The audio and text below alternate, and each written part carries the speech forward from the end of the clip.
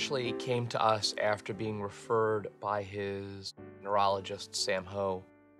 Howard had seizures for many years, and at some point in the past, someone had mentioned the idea of surgery to him, but understandably, it was very frightening.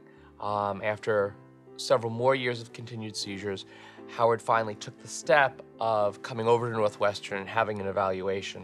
And that was a multi-step evaluation that led us to actually offer him surgery. I mean, I had been on multiple different types of medication for several years. And we were at the point of, what can we do to cut back on the medication, to change the medication? We had gone for a second opinion, and they had recommended that we do have surgery. And I say we as in myself, but obviously it impacts my family. And we had turned it down. We were a little scared. It was a little too much. I trusted my doctors here in Chicago, and that we just wanted to continue with changing medication. A couple years later, I continued to have seizures. The medication was not helping, and I was still having seizures on a more frequent basis. And then at that point, I had gone for a doctor's visit, and that's when my doctor, who I trusted, recommended that we consider it.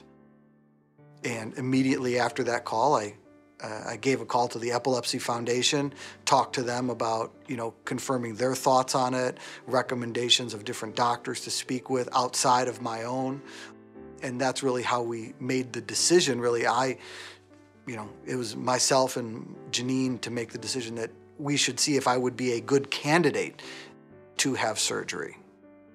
We thought that the chance of him having a better quality of life with surgery far outweighed the chances of him having this quality of life that he has now without surgery.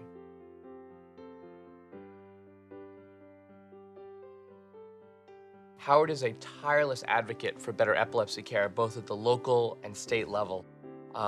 Barely a week goes by that Howard doesn't approach me with another project to work on him with, or another idea, or another plan. I think that many people in Howard's situation would have divorced themselves from the problem, saying that they were taken care of, and why should they think about it any longer? But Howard has fully stayed invested in making sure that other people with epilepsy get access to the best and highest quality treatment, and that no one with epilepsy is neglected in the healthcare system.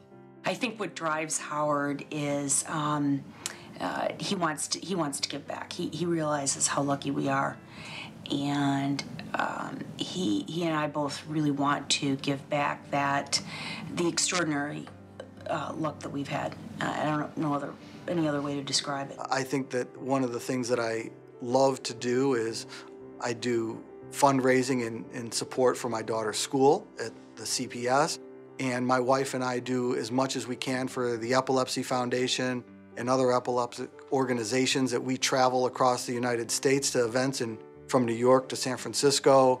Anything that we can do to share what's happened to us and the success that really started with the Epilepsy Foundation to where we are now as being a very positive note of how people can move forward and options that are out there. As far as for me at this point in time, hopefully it'll continue, but to me, I'm so thankful. I feel I have to give back somehow. Again, where I stand right now, the past 10 years of my life has changed significantly. This upcoming week is my 10-year anniversary with my wife, since we've been married. Since that time, we've had brain surgery. We've had 2 healthy kids that are fantastic and grow. To me, nothing is more important than their health. And that's what I love to do, to spend time with them. And, that's really what's important. And the opportunity that I have to spend time assisting people in awareness, raising money for epilepsy is really what I do like to do.